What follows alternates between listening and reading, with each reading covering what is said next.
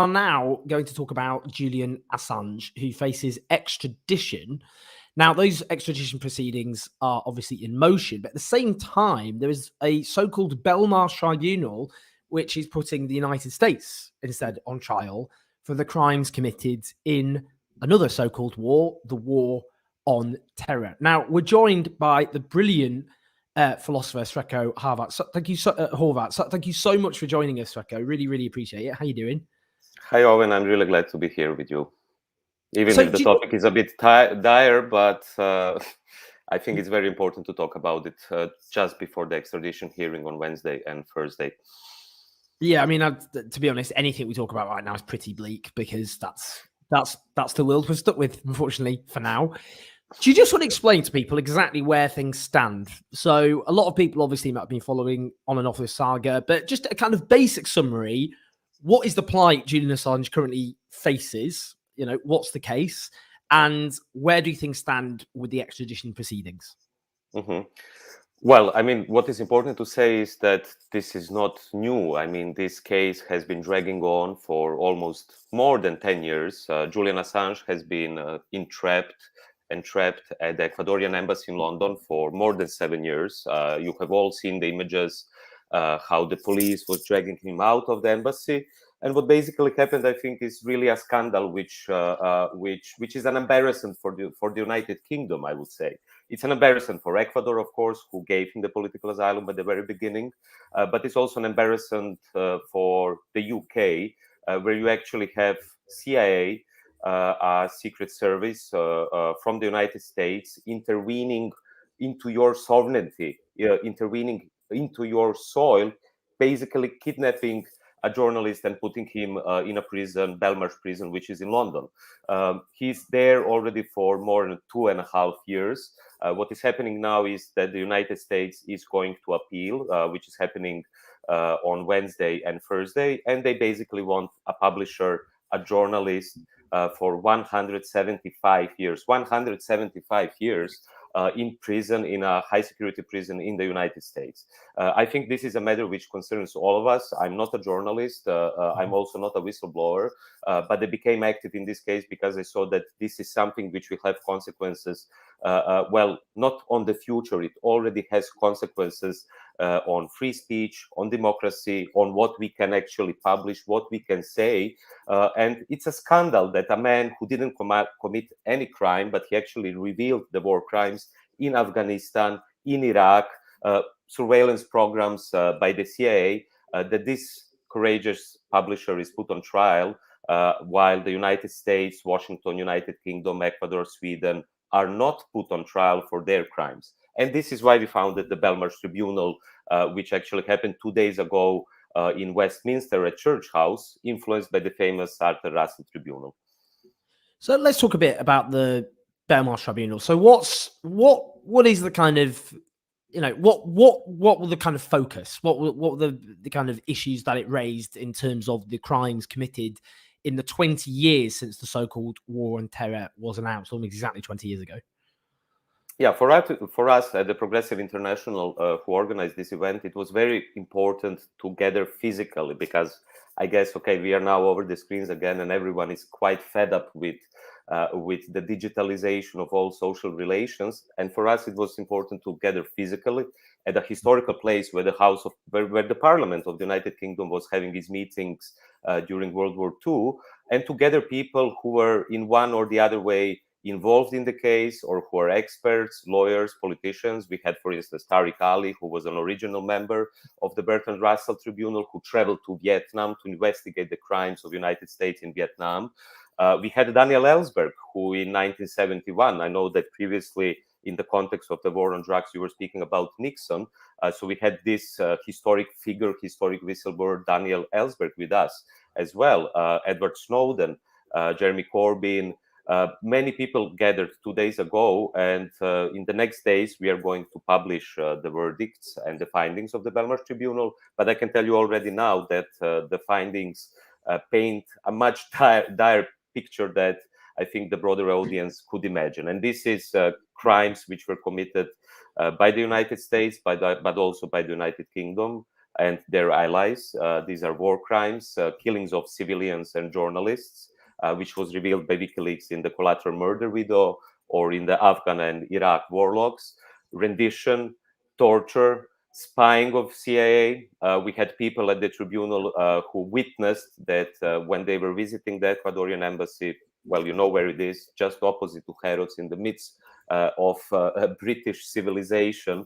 And they were spying on everyone who came in, including the lawyers. I mean, I found myself on the CIA list as well. And I didn't work for WikiLeaks. I didn't publish any documents or whatever, just because I went into the Ecuadorian embassy.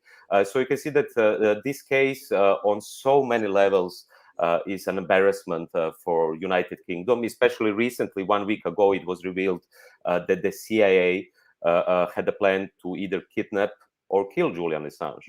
You know, imagine if that happened and something similar happened in Istanbul, and you've seen how many people jumped from their chairs and said this cannot happen in a country. What kind of dictatorship, authoritarian system it is in Turkey if you can just slaughter a journalist? Or remember Navalny and how many liberals came out to support Navalny. Also, we couldn't really say that his politics is something which me or you would support, you know, his racism or right-wing politics. But nevertheless, everyone supported him. So in the case of Julian Assange, what happened is, of course, a character assassination, which was also supported by those who were actually working with him, who were very happy to work with him at the very beginning. The New York Times, The Guardian, who then turned against him and actually were used as weapons of mass deception. I mean, the best example is when Paul Manafort supposedly visited the Ecuadorian embassy, an article which was published in The Guardian, and something which never happened. So what you can see here is that for 10 years, the character assassination starting with Sweden and then to the DNC leaks and so on. A character assassination was being fulfilled, which was then actually with Mike Pompeo leading to plans to really assassinate him. And what is happening now is that he is slowly being assassinated in London at Belmarsh prison for more than 2.5 years. So I think that's something what concerns all of us. It shows the cynicism, the double measures of the liberal elites who will support Navalny or someone else but won't support Julian. But what we can see, and I think the Belmarsh Tribunal is contributing to it, the support has never been so big. All major human rights, press freedom organizations stood for Julian. At the Belmarsh Tribunal, we also had so many people who were actually revealing the crimes of those who were revealed by Julian Assange. And I think that's very important. Although our tribunal doesn't have any kind of legal, you know, authority, but well, that's in the tradition of the Russell Sartre Tribunal. On the so-called war on terror itself, one of the many bleak aspects of it is that everything that those of us who opposed it said, things actually turned out even worse, probably, than many of the dire predictions at the very beginning. If we look at the calamities that enveloped Afghanistan, the absolute horror of Iraq, but also, of course, we can see more broadly, we can see the drone war, for example.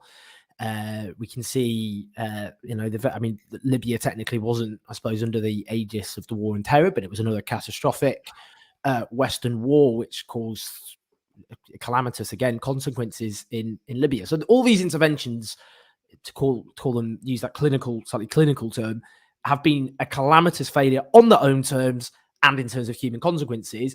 And the so-called, and it's worth pointing out, the very courageous role of Chelsea Manning, but the exposure, you know, that WikiLeaks of the crimes committed by the West had a big impact. But I suppose, are you optimistic or pessimistic in terms of how much, you know, it's one thing that we can say in the worst possible way, vindication of our arguments, not that there's any satisfaction given the consequences. But in the aftermath of the of the US withdrawal from Afghanistan, how do you feel in terms of, you know, preventing these sorts of horrors happening? Have those movements which WikiLeaks were part of, have they succeeded in some way, or do you feel pretty depressed about future prospects? Yeah, I mean, I'm rarely being optimistic, not because I'm pessimistic, but I quite like this phrase by Terry Eagleton: hope without optimism.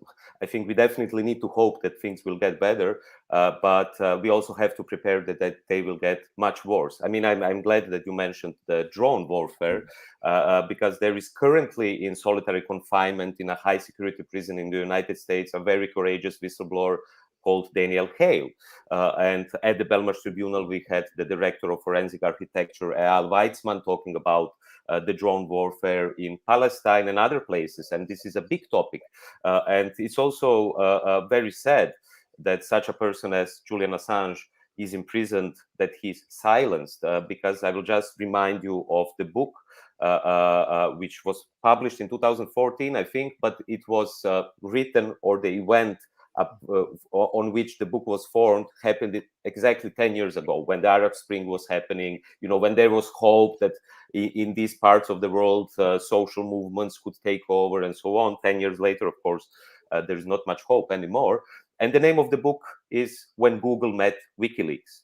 And I think it's very important to speak about it today, precisely in the relation to drone warfare, and how in the meantime, actually the technological apparatus, to put it like that, the industrial military complex accelerated, developed even further. I mean, this is what WikiLeaks started to kind of shed light on, Edward Snowden as well.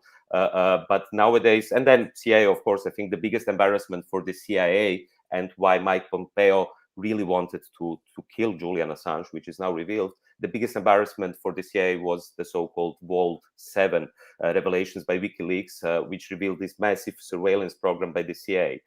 So coming back to that book from 2011, I mean, there is not much reason to hope, because actually what Julian Assange claimed in that book, and I've also had many conversations when I was visiting the Ecuadorian embassy with him, is that Silicon Valley is accelerating and taking over our basic infrastructure. I mean, at that time, it was Google, which was in close relations with Washington. Of course, the connection between Google and Hillary Clinton, or their role in Syria, that's well known. You can find it in WikiLeaks. But nowadays, just look at the United Kingdom. I mean, I just came back from the United Kingdom, but your country, mate, I'm sorry to say so, is in a much, much worse state than ever. Just look at the penetration of Palantir, the company by Peter Thiel, into the NHS. Just look how the pandemic is serving the cashless society and how everyone is already being surveilled. I'm not here a conspiracy theorist, but this is a fact. In London, I couldn't pay anything in cash anymore. And who will take over? Who has the infrastructure? Look at our program now. And I'm not criticizing you, the Belmarsh Tribunal was live streamed on YouTube. How does this look from the perspective of Mark Zuckerberg or Jeff Bezos, when us, the progressives, the subversives, are using their technology in order to criticize them, but we are still in their bubble?